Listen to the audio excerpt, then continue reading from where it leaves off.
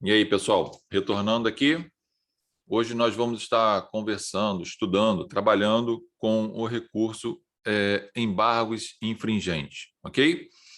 Esse recurso está previsto lá no artigo 609 do Código de Processo Penal. O nome embargos infringentes e de nulidade. Tá? Quando a gente vai tratar da questão de matéria de direito e de fato, ou seja, que houve o julgamento do mérito, e a gente está pretendendo a mudança, por exemplo, da sentença, da diminuição de pena, o que acontecer ali no julgamento da apelação nesse sentido, poderá ser aplicado o embargos infringentes. Caso eu esteja discutindo uma questão também de nulidade, se for só nulidade, eu posso ingressar com embargos de nulidade referente ao acórdão que foi proferido. E se for o conjunto, se tiver uma nulidade e uma questão, né, de injustiça, por exemplo, né, o réu foi condenado, eu queria absolvição, eu posso utilizar a nomenclatura embargos infringentes e de nulidade. Então, tudo vai depender do caso concreto no seu dia a dia e na prova. Vai ter que informar isso para você. Estou te dizendo isso porque é questão de se trabalhar com um vernáculo, a escrita técnica, tá? Mas, na prática, se tem usado embargos infringentes de nulidade, tá? Então, assim, embargos infringentes de nulidade. Não tem nenhum problema a pessoa utilizar uma ou outra. A regra é utilizar exatamente isso. Embargos infringentes e de nulidade. Ponto. Isso aí não é nenhum demérito para quem está recorrendo. Tá? Só estou trazendo essas informações porque eu gosto de deixar tudo bem atualizado para vocês. Vamos lá.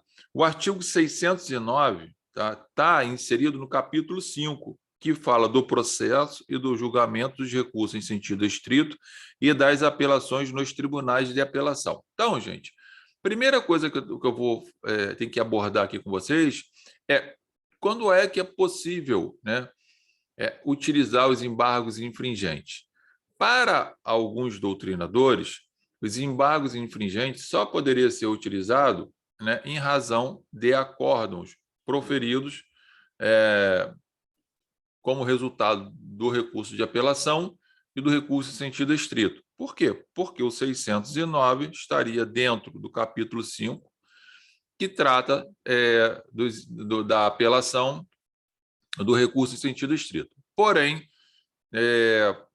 já era pacífico, já se utiliza isso há muito tempo, até mesmo em razão do agravo em execução, né, ter o procedimento de recurso em sentido estrito.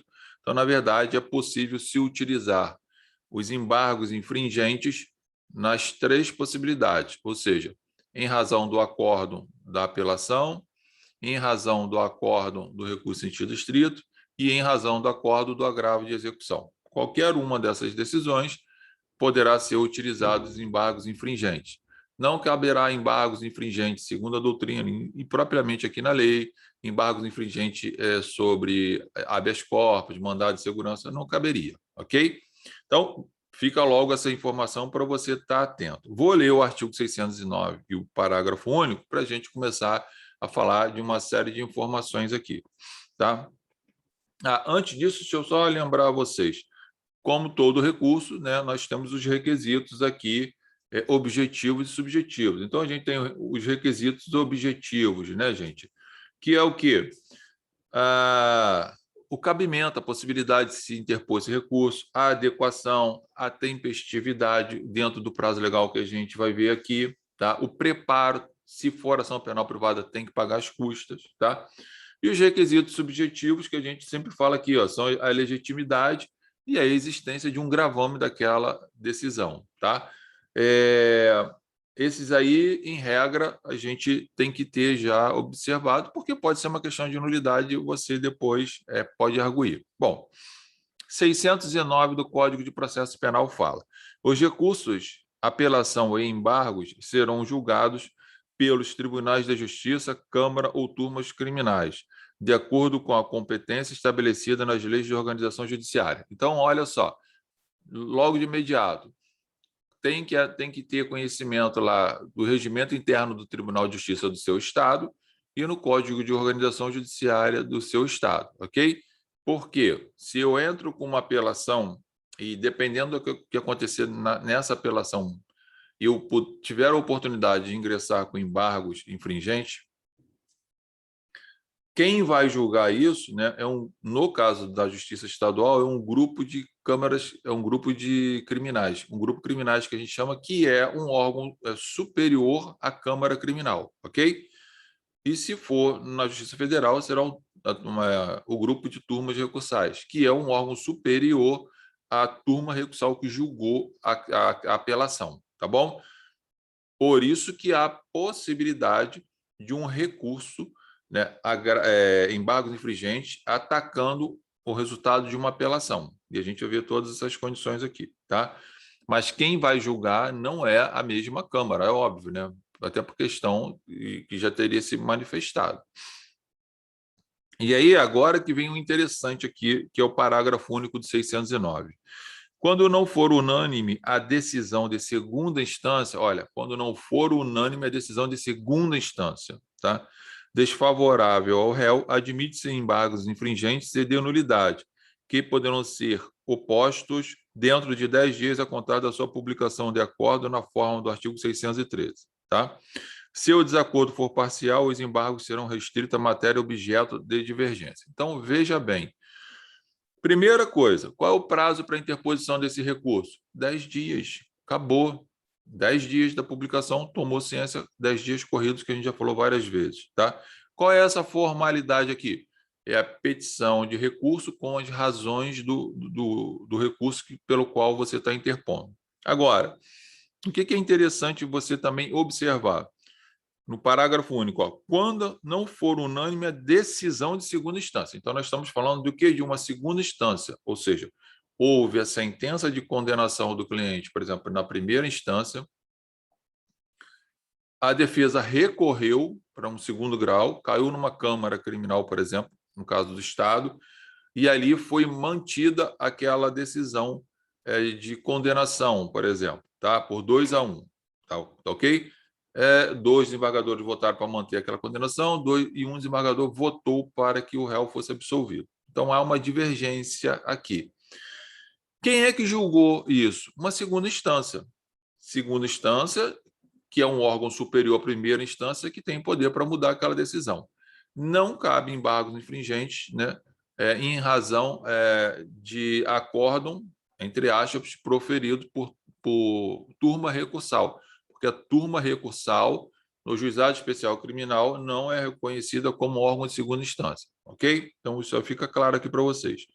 Outro detalhe que eu quero chamar a atenção do parágrafo único, fala, ó, quando não for unânime a decisão. Então, o que vai fazer com que exista um requisito para apresentar os embargos infringentes, por exemplo, é que exista uma divergência na decisão e não na fundamentação. Ou seja, exemplificando, se 3 desembargadores, né, votaram pela manutenção da sentença do juiz de primeira instância para condenar, porém, 2 desembargadores votaram sob um fundamento de condenação e um outro desembargador, o terceiro, votou com outro fundamento, porém mantendo a condenação, não cabe embargos infringentes, porque não houve divergência na decisão. A decisão continuou a mesma. Qual foi? Os 3 reconheceram que o réu tem que ser condenado, assim como o juiz condenou na primeira instância. Então, preste atenção, não confunda decisão com fundamentação. O que tem que ser divergente é 2 desembargadores votando pela manutenção daquela sentença, que seria uma condenação, e um desembargador votando pela absolvição. Nesse caso, cabe o embargos infringente. E aí, o fundamento da defesa, né, para apresentar os embargos infringentes vai ser o voto vencido, aquele favorável ao seu cliente. Então, você vai trabalhar em cima daquele voto com o objetivo de ingressar com embargos infringentes para que o grupo de criminais possa analisar. E aí, isso é muito claro para a gente, que é resquício, né, do princípio da falibilidade humana. Então, a decisão que não foi unânime e, portanto, pode ter ocorrido o equívoco dos outros embargadores vão avaliar os embargos infringentes em razão de uma decisão divergente dos demais. Aí é possível que isso aconteça, tá? Então, não é o fundamento, e sim a decisão, tá? Uma outra questão que eu quero chamar a atenção de vocês. Pode ser que, por exemplo, no seu recurso, você venha apresentando, né, embargos, pode ser que se no seu recurso de apelação você esteja questionando a sentença do juiz, requerendo absolvição ou requerendo também a diminuição da pena, ok? Então, vamos supor que aconteça o seguinte, lá no julgamento da apelação, os desembargadores votaram por 3 votos a 0 pela manutenção da condenação. Ponto. Não cabe embargo infringente no que tange à matéria de absolvição. Mas 2 desembargadores votaram a favor para manter a sentença na íntegra, inclusive com a quantidade da pena aplicada, mas um desembargador votou para diminuir aquela pena, ok? Então, se era 10 anos, aquele desembargador votou para 7 anos, por exemplo. Os outros 2 votaram para manter a 10 anos.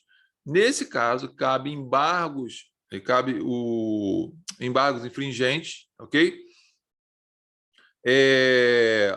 Referente a esse tópico de queda da pena, da quantidade da pena. Então, você vai usar o recurso, né, de embargos infringentes somente para atacar aquela questão da manutenção também da pena mais alta. Então, você vai pegar o voto vencido do desembargador e vai trabalhar com ele nos seus argumentos, nas suas fundamentações. Isso é possível sem nenhum problema. Outra questão que nós temos que chamar a atenção de vocês. Se eu tenho uma sentença proferida pelo juiz de primeira instância, né, e o juiz de primeira instância condenou o meu cliente lá, e eu, no recurso de apelação, por exemplo, estou arguindo uma nulidade, por exemplo, de citação, e aí é o que poderia anular todo o processo, eu levo essas 2 matérias, que seria a absolvição e que seria também a questão da nulidade, ok? Veja bem, quando eu faço isso, eu apelo, tá? Eu apelei, o que vai acontecer aqui? Vai ter um julgamento. Então, se nesse julgamento de apelação, tá, for mantida, tá, a sentença, né, do juiz por 2 votos a 1, por exemplo, 2 votaram pela manutenção da condenação e 1 votou a favor, tá? E 2 votaram a favor do não reconhecimento da nulidade, mas 1 votou a favor do reconhecimento da nulidade, né? Então, o que eu tenho que fazer? Eu estou em grau de apelação. Então, eu vou entrar com um embargos infringente referente àquele voto vencido no que diz respeito à absolvição que foi ofertada por um desembargador em embargos infringentes. Então, o fundamento dos meus embargos infringentes vai ser qual? O voto vencido, no que tange a questão, né, da condenação. E ingresso agora com recurso especial ou extraordinário no que tange os embargos de nulidade, naquela matéria de nulidade, ok? E apresento isso já lá para o STJ, para o STF, dependendo do caso concreto, tá? Para evitar a preclusão, entendeu? Porque eu tenho um prazo para apresentar os recursos. Então, como se trata de nulidade, né, e lá no acórdão, né, foi mantida não foi mantida ou não foi dado o provimento na nulidade, eu entro com o recurso especial ou extraordinário. Então, o que eu tenho que chamar a atenção de vocês, e vocês têm que estar atento, é que o que vai mostrar para você, a questão vai ter que trazer isso para você, é que o que vai te habilitar a entrar com embargos infringentes, né, não é a fundamentação, tá ok? É o que eu falei, eu posso ter 3 votos mantendo a decisão de condenação, porém com fundamentos diferentes, tá? Não poderia entrar. Agora, eu posso ter 2 votos mantendo a decisão de condenação e um voto divergindo, portanto, reconhecendo a absolvição do réu. Aí eu posso aproveitar esse voto e trabalhar com ele com embargos infringentes, ok? Os embargos infringentes, meu amigo, ele é diferente, né, da interposição. A forma de interposição é diferente da apelação e do recurso em sentido estrito. Ou seja, eu apresento a petição de recurso, né, e as razões do recurso, tudo num único momento, tá? Porque se eu deixar para apresentar depois, ele vai ser inadmitido em razão de não estar se respeitando a formalidade, ok? Fala lá, ó. Nos recursos em sentido estrito, com exceção do de habeas corpus e nas apelações interpostas das sentenças em processo de contravenção de crime que a lei comine pena de detenção aos autos, imediatamente com vista ao procurador pelo prazo de 5 dias, em seguida passarão por igual prazo ao relator que pedirá a designação. Isso aqui é uma diferença do processo ou do procedimento da apelação para os crimes cuja pena é de reclusão e para os que são de pena de detenção, tá ok? Então, veja bem, eu preciso lembrar desses detalhes referente ao regimento interno do Tribunal de Justiça e o regimento interno e o Código de Organização Judiciária do seu Estado. Também cabe embargos infringentes lá no STF. Se eu não me engano, no regimento do STF, o artigo 333 traz o procedimento, né, para interposição dos embargos infringentes lá, tá? Então, aqui eu chamo a atenção de vocês, tá?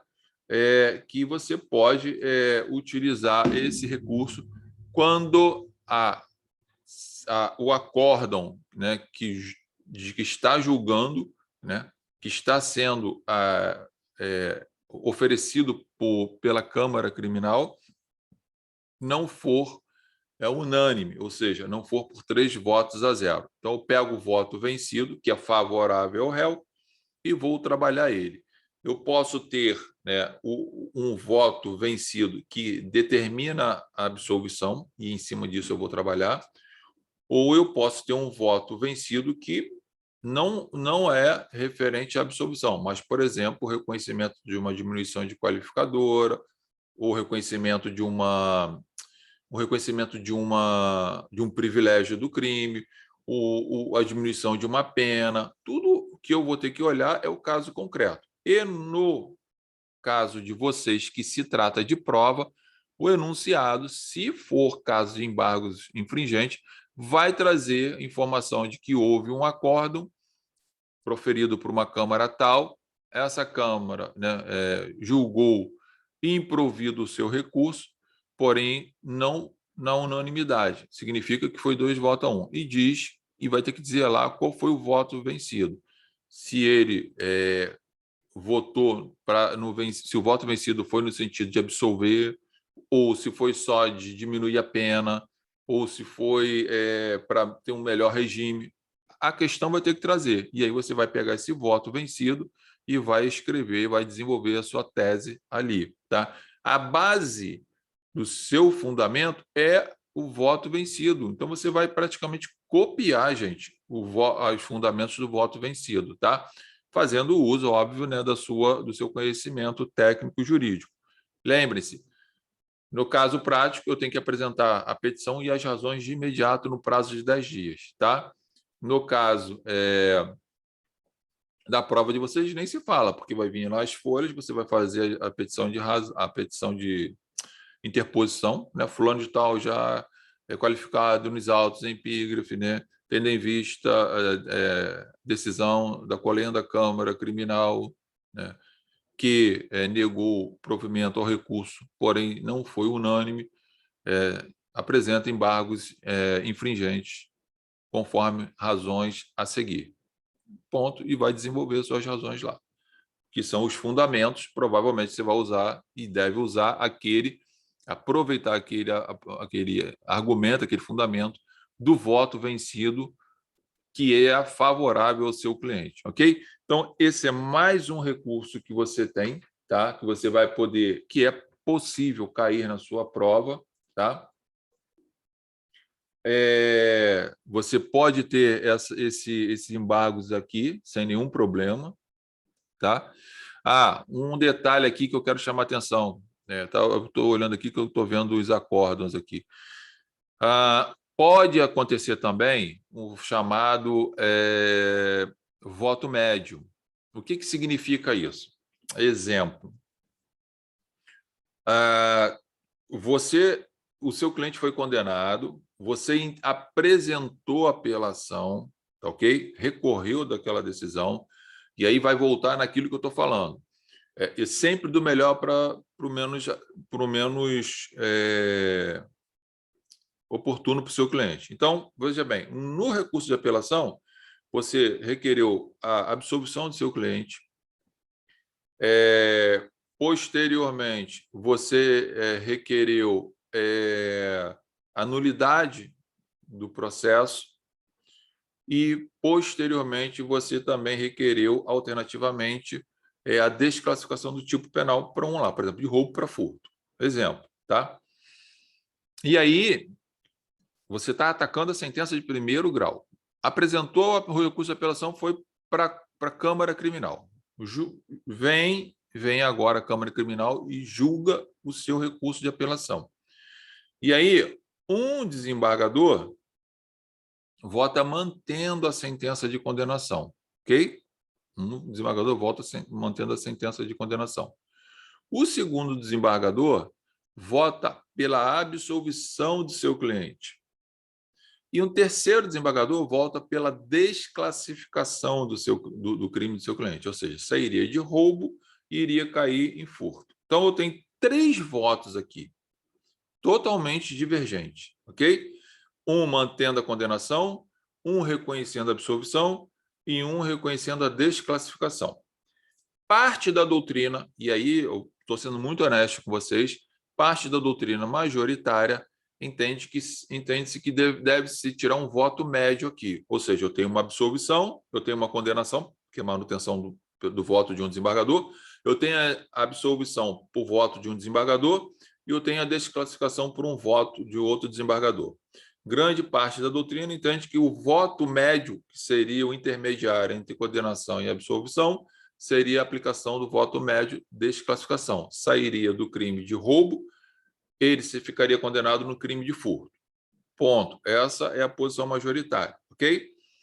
Porém, há uma parte da doutrina na qual eu me filio, até em razão, né, de que sempre deve ser ofertado pelo tribunal aquilo que melhor for em benefício do réu, eu entendo, assim como alguns doutrinadores, que nesse caso, beneficiando até o indúbio pro réu, a dignidade da pessoa humana, né, o equilíbrio das partes, né, no sentido, né, de ofertar uma decisão, deveria ser reconhecida a absolvição, porque eu tenho 2 votos, né, muito mais favoráveis ao réu do que um, tá? Mas esse não é o entendimento que prevalece. Mas você pode muito bem, se for uma questão, por exemplo, subjetiva, que venha pedir para você explicar, por exemplo, como é o funcionamento de um voto médio, por exemplo, ou como é o funcionamento, né, dos embargos infringentes. Isso pode ser que caia, tá? Então, veja que você poderá utilizar isso, tá? E se isso acontecer no caso prático lá na sua questão, você vai apresentar os embargos infringentes, abordando os 2 votos favoráveis, né? Porque a condenação você vai esquecer. Então, você vai ter que, no seu fundamento, usar o voto do desembargador que reconhece a absolvição, vai utilizar também o voto do desembargador que reconhece a desclassificação e, no seu pedido, peça a absolvição, porque é muito mais favorável ao seu cliente. Tá? Então, fique atento quanto à questão do voto médio. É possível isso acontecer. Isso acontece. Por isso que eu falo, eu vejo vários colegas, quando pegam uma sentença absolutória, né, ficam totalmente felizes, soltam fogos, faz churrasco. É para comemorar mesmo, não tenha dúvida disso. Não estou falando que não tem que comemorar. Mas leia a sua sentença, né? Porque você pode, às vezes, ter um recurso que pode melhorar ainda mais a situação do réu, ok? Então, esse é o recurso, embargos infringentes, 609, tá? Do Código de Processo Penal. 10 dias para a interposição, petição formal, tem que ser escrita, apresentada a petição de recurso com as razões. Lembrando que o que vai te habilitar como requisito para interpor esse recurso é a divergência de decisão e não fundamentação. Prazo de 10 dias, ok? Cabe contra acórdão referente à apelação, recurso em sentido estrito e agravo em execução, tá? Qualquer dúvida, professor@josebrito.com.br, e aqui na plataforma você pode deixar suas informações também, suas perguntas, e já vai estar lá para vocês um exemplo, né, uma petição de recurso de embargos infringentes, ok? Bons estudos, grande abraço a todos.